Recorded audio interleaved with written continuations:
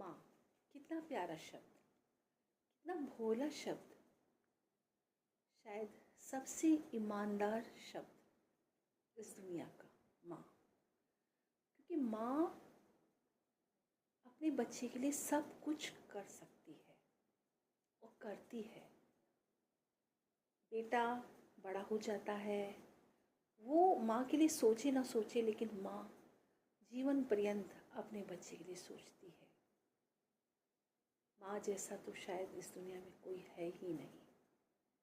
माँ निस्वार्थ प्रेम करती है अपने बच्चों से और जिंदगी भर अपने बच्चों से प्यार करती रहती है।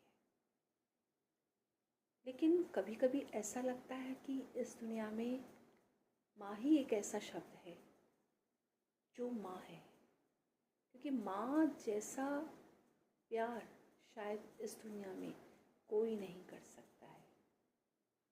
माँ अपने बच्चों के लिए बहुत कुछ करती है, लेकिन जब बच्चे बड़े हो जाते हैं तो शायद बच्चे अपनी माँ के प्रति लापरवाह हो जाते हैं और माँ फिर भी बच्चों का ध्यान रखती है, बच्चों से बातें करती है, बच्चों के सुख दुख की भागी होती है। लेकिन मैं समझती हूँ कि माँ के लिए एक भावनात्मक जो प्यार होता है वो बच्चों के लिए, बच्चों को हमेशा ध्यान रखना चाहिए कि वो जीवन पर्यंत अपनी माँ से प्यार करें।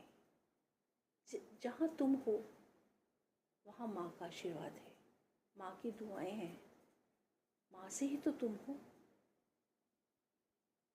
इसलिए ये ध्यान रखें हमेशा कि बच्चों को ऐसे संस्कार दिलाएं जिससे कि वो अपनी माँ का आदर करें, अपने दादा दादी का आदर करें।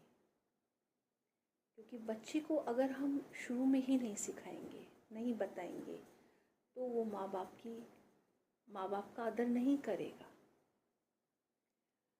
आजकल मैं वृद्ध आश्रम में भी देखती हूँ, माँ बाप होते हैं वहाँ पर, और मैं कभी कभी उनसे पूछती हूँ तो वो पता है सबसे प्यारा उनका उत्तर ये होता है, वो हमेशा वहाँ पर भी बैठे हुए अपने बच्चों को आशीर्वाद देते हैं, दुआएं करते हैं, उनके लिए प्रार्थना करते हैं।